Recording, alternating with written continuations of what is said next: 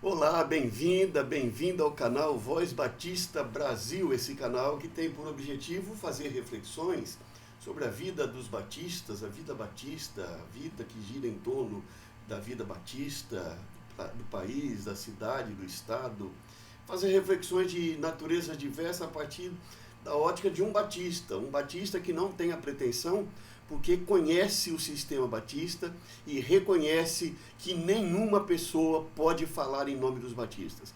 Se você escutar alguém falando em nome dos batistas, saiba que essa pessoa está te enganando, porque ninguém pode falar em nome dos batistas. Nós não temos um papa, nós não temos bispos, nós não temos pessoas que podem falar em nome das igrejas batistas. Eu sou pastor de uma igreja batista e eu não posso falar em nome da igreja batista que eu sou pastor. Sobre determinados assuntos, eu falo como cidadão, como pessoa. Mas para eu me pronunciar em nome da igreja, eu preciso, no mínimo, ter autorização da liderança da igreja, de qual é o assunto e como vai ser falado. No meio batista, nós temos as convenções e, geralmente, o presidente da convenção, ele pode falar em nome da convenção. O CNPJ, ele não pode falar em nome das igrejas da convenção, que fazem parte. Ele não tem essa autorização, tá bem? Nós temos ultimamente, na Convenção Batista Brasileira, nós temos mais ou menos de 2010, eu acho, para cá, 2007, alguma coisa, de lá para cá, nós temos tido muita gente falando de política, presidente se pronunciando para defender os interesses daquilo que ele acredita na política. Não é? E aí a Convenção Batista Brasileira hoje é dividida e a liderança, em sua maioria, tem assumido uma postura política e transformado a convenção como se fosse um braço direito de uma determinada ideologia, e quando eu falo isso eu tenho dados e posso dizer. Aliás, eu já apresentei e posso reafirmar, por exemplo, aqui, vou fazer uma propaganda, não ganho dinheiro, mas está aqui novamente, esse livro, A Noiva, né? Ele está esgotado, mas já está sendo providenciado novos exemplares. Esse livro já está sendo adotado em 2 ou 3 universidades federais, na área de sociologia principalmente, que é sobre a participação das igrejas evangélicas nas eleições de 2022, e eu espero que os seminários batistas também adotem. Os professores estão lendo o livro, adotem esse livro para que os alunos do seminário que vão ser pastor não se tornem massa de manobra e nem se tornem manobradores, né, exploradores, como está acontecendo no nosso meio de maneira muito sutil, tá bom? Então, eu estou falando aqui a propósito de dizer que eu não posso falar em nome dos batistas. E eu vou criticar profundamente quem fizer isso. Eu, pessoa física, posso dizer o que eu quiser, porque a Constituição brasileira me dá o direito, me dá liberdade, não é? Se eu disser alguma coisa que é fora da lei, eu posso ser processado por dizer alguma coisa fora da lei, mas a liberdade eu tenho. Mas eu não posso chegar aqui e dizer, a Igreja Batista em Casa Forte, no Recife, pensa desse jeito. Eu não posso falar em nome da convenção, porque ninguém pode falar em nome dos batistas, e quem fala em nome da convenção, a gente já esclareceu, nesse estatuto a gente está propondo que o presidente não possa falar sobre posicionamentos políticos, especialmente, ele vai ter que ter um freiozinho, uma reflexão melhor sobre isso, tá bom? Mas aqui, nós chegamos agora no nosso ponto que fala das organizações auxiliares da convenção. Organizações auxiliares é um nome adotado pelas convenções em geral e pela Convenção Brasileira. A Convenção Batista Brasileira adota a nomenclatura organizações afins e organizações auxiliares. A maioria das convenções estão trabalhando assim. E aqui em Pernambuco nós precisamos mudar, porque essa nomenclatura é melhor do que organizações afins e auxiliares. Organizações executivas e auxiliares é o nome adotado pela Convenção Batista Brasileira, por diversas outras convenções estaduais, e ele é mais claro para se entender o que é uma organização executiva. É uma organização que responde diretamente ao Conselho Geral da Convenção e à Assembleia da Convenção. O que é uma organização auxiliar? É uma organização que não precisa responder ao Conselho da Convenção, nem precisa responder à Assembleia Geral, a não ser excepcionalmente.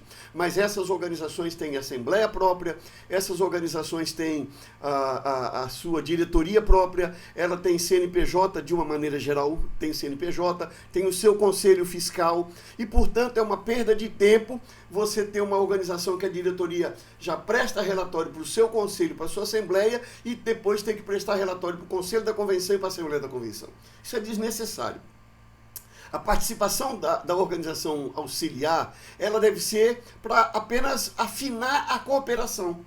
Então ela participa representando a organização no conselho, ela vai saber qual é o rumo da convenção e ela vai poder fazer um programa acompanhando para auxiliar a convenção. Ela vai poder dar informações, ela chega na reunião do conselho, se há espaço e há possibilidade, ela poderá dar uma informação inspirativa, uma necessidade que ela tem para compartilhar. Na Assembleia da Convenção a mesma coisa, ela não vai precisar chegar lá para prestar relatório para a Assembleia da Convenção.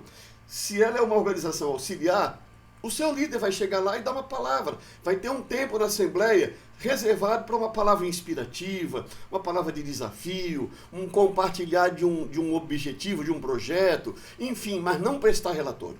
Tá bem? Então, essa é uma proposta de mudança que nós estamos fazendo.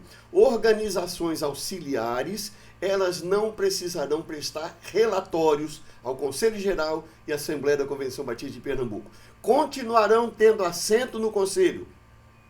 Direito, como a gente vai explicar aqui, a voz, a voto ou só a voz, e assim a gente vai colocar aqui. Primeiro, nós temos aqui que as organizações auxiliares devem possuir estatuto ou regimento. Eu estou colocando dessa maneira essa proposta, por quê? Porque tem muito conflito.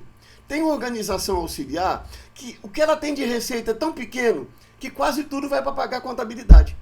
Não faz sentido. Então, ela não precisaria ter um estatuto, ela precisa ter um regimento interno. E ela precisa estudar como ela vai lidar com o dinheiro. Onde ela vai deixar esse dinheiro guardado se ela não tem um CNPJ? Isso é um problema de fato. É um problema de fato. Mas, transitoriamente, um regimento já ajuda, porque ele pode definir como esse dinheiro vai ser guardado, como é que vai ser aplicado esse dinheiro nos seus eventos, nas suas atividades, tá bem? Mas é uma brecha que precisa ser amadurecida, mas precisa ser resolvida. Por quê? Porque tem, por exemplo, associações regionais, eu vou falar depois delas, que não têm estatuto próprio. E poderia ter direito ao assento ao conselho, e no momento estatutariamente não tem, embora o estatuto está sendo desobedecido pela diretoria, pelo menos as duas últimas diretorias, não foi por falta de alerta, mas que optaram politicamente por não tratar desse tema, e esse tema é um problema, porque legalmente uma pessoa não pode participar de um conselho de uma empresa se ela não atende os requisitos do estatuto da empresa. E uma assembleia pode ser anulada de uma decisão de um conselho simplesmente porque teve a participação votando de voto de quem não poderia. Isso não é uma brincadeira. Tem gente que acha que isso é excesso de preocupação, mas não é não. Se uma pessoa entra com uma ação judicial contra um conselho que comprove que alguém votou e essa pessoa não tinha direito para isso, legal, estatutário, a decisão, no mínimo, vai ser anulada e vai ter que se fazer uma nova assembleia e uma nova decisão. Então, nós precisamos tratar desse assunto e eu, pessoalmente, por ter vivido essa experiência na secretaria, estou tratando com o maior carinho possível, buscando alternativa para que isso se resolva. Se a associação, a organização não tem um estatuto, mas se ela tem um regimento que foi aprovado, referendado pelo Conselho, reconhecido pela Convenção, ela poderia ter assento com direito a voto e a voz na reunião, tá bem? Mas isso é uma questão que a gente está propondo, essa possibilidade aqui.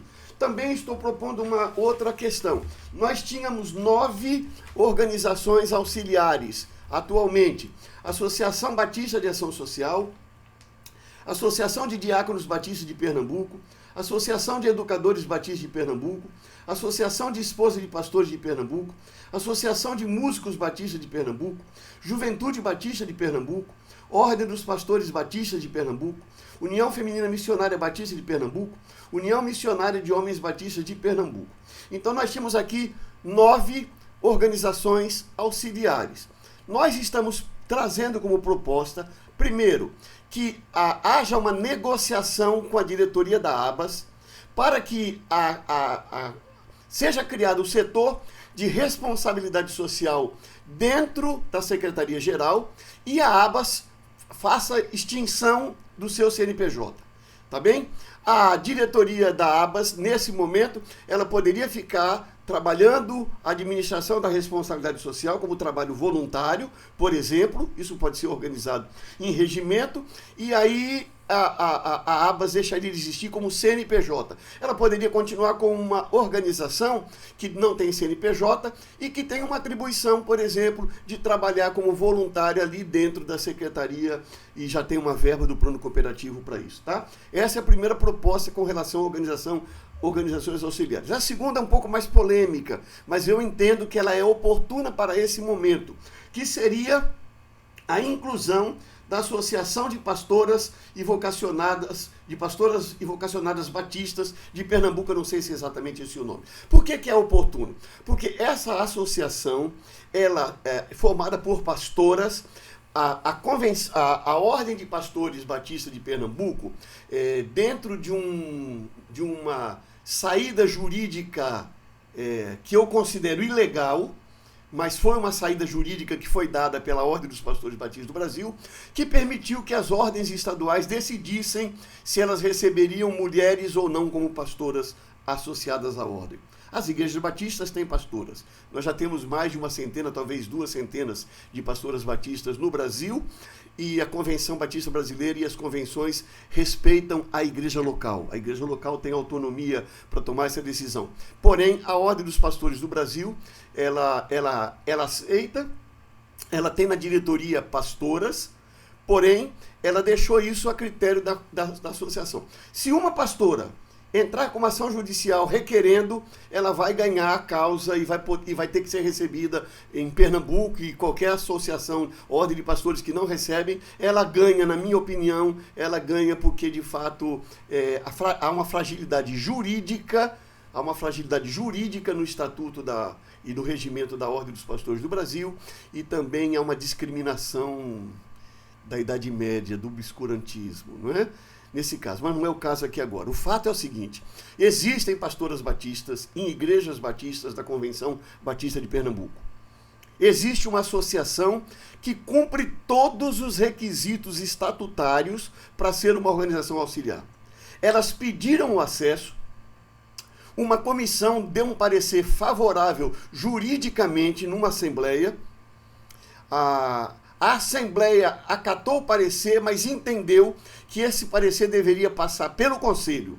A matéria foi encaminhada para o Conselho no ano de 2022, e o Conselho no ano de 2023, melhor dizendo, o Conselho em 2023 acatou um parecer da assessoria jurídica, um parecer assinado por 2 pessoas de uma comissão de 5, portanto não tinha maioria. E esse parecer criou critério que não tem no Estatuto e no regimento para barrar a entrada da Associação de Pastoras. Então, nós precisamos agir com honestidade e precisamos separar as coisas. Se você é contra, biblicamente, teologicamente, se a sua hermenêutica bíblica não te permite aceitar mulheres como pastora, você tem o seu direito. Mas tem que ser honesto para dizer, juridicamente, o estatuto, todos os requisitos foram atendidos. E, portanto, tinha que ser recebido e não podia ter feito o que o Conselho fez. Errado no processo, porque não tinha maioria da comissão, e errado por criar critérios que não tinha no Estatuto e no regimento da Convenção. Como nós estamos numa reforma de Estatuto, eu estou propondo a inclusão da Associação de Pastoras e Vocacionadas também como uma organização auxiliar. Se não quiserem receber, que a Convenção, então, determine a Ordem dos Pastores de Pernambuco que eles aceitem as pastoras. E aí, se eles não aceitarem, eles deixem de ser uma organização auxiliar. Tá bom. Você vai dizer que eu estou radicalizando, você vai dizer que isso vai criar confusão, você vai dizer, mas pastor, você faz parte da ordem, está propondo isso? Não. Eu estou propondo que, de fato, haja um entendimento. Haja um entendimento, porque mais de 40% dos pastores batistas de Pernambuco votaram a favor da entrada das pastoras. E mais, a Assembleia que decidiu isso em Pernambuco, ela teve brechas, falhas de jurídica, porque era uma Assembleia presencial que aceitou voto enviado por e-mail. E quando você aceita um voto por e-mail, você não tem a pessoa que votou presencial.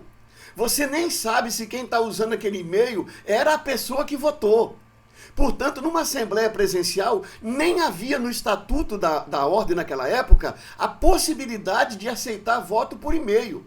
Então, essas questões jurídicas, elas foram... ninguém deixa de reconhecer que houve uma votação, que 40% foi derrotado por 60%, arredondando, digamos assim, mas que o processo era um processo complicado. Ponto. Encerrou. A Ordem dos Pastores de Pernambuco não quer pastoras, ela tem esse direito. Ela é uma organização. Se a Ordem do Brasil disse a ela que é desse jeito, ela tem o seu direito, não tem problema nenhum. O que não pode é a convenção ter uma associação de pastoras que estão atuando nas igrejas batistas de Pernambuco, ter um estatuto que estabelece critérios, essa associação atendeu todos os critérios, e aí alguém dá um jeitinho, sabe, jeito desonesto. Porque a honestidade é dizer assim, eu sou contra teologicamente, biblicamente, mas eu reconheço que o estatuto, a associação está atendendo todos os critérios. Ponto final. Se acha que é assim, então mude o estatuto da convenção. Mas se ele está assim, temos que ser honestos. Honestidade é uma questão de ética. Não adianta você dar um jeitinho, porque jeitinho é pecado. Jeitinho é pecado. E nós precisamos ter compromisso com a verdade e com a ética. Então, eu estou propondo nessa base, não estou discutindo a questão teológica e hermenêutica, eu tenho a minha posição histórica, todo o Brasil Batista sabe, porque eu mantive durante algum tempo coluna no Jornal Batista da Convenção Batista Brasileira, e lá minhas posições foram expostas para o Brasil todo saber, Brasil Batista. Se você pesquisar nos jornais batistas, você vai encontrar. Mas eu não estou falando aqui agora da questão teológica, da questão bíblica, da questão hermenêutica. Eu estou falando da questão direito civil, de um estatuto que tem requisitos e de uma associação que atende os requisitos e, portanto, eu estou propondo que ela seja acatada aqui como uma organização auxiliar. Essas organizações auxiliares, elas têm receita própria, das campanhas que elas fazem, das ofertas que elas recebem, enfim. Mas elas também podem receber do plano cooperativo. Percentual pequeno, 1%, 2%, 3%, que já ajuda para essas organizações. A nossa proposta é que essas organizações poderão ser contempladas anualmente. Ou seja, essa ideia de que a cada ano ela vai ser contemplada, e pode não ser. Uma das razões, um dos critérios para ela ser contemplada seria ela apresentar relatório de como ela usou o dinheiro. E o outro é ela informar em que ela vai investir o dinheiro no ano seguinte. Ela apresenta o projeto, nós estamos aqui colocando, ela pode ser contemplada mediante a apresentação de projeto. E se ela apresenta projeto para uso e utilização e prestação de contas na forma do regimento interno, ela poderá receber ajuda. Está aí a minha palavra, os meus comentários e a minha proposição, minha sugestão para a reforma das organizações auxiliares. E se você não gostou, comente. Se você gostou, comente. Curta, compartilhe. E na próxima eu falarei sobre as associações regionais de igrejas. Para você que não é do mundo batista, se ouvir os vídeos, você vai entender como é a estrutura. Você que é candidato a presidente da Convenção Batista de Pernambuco, eu tenho conhecimento que nós já temos aí uns 3 ou 4 candidatos sendo cogitados, enfim.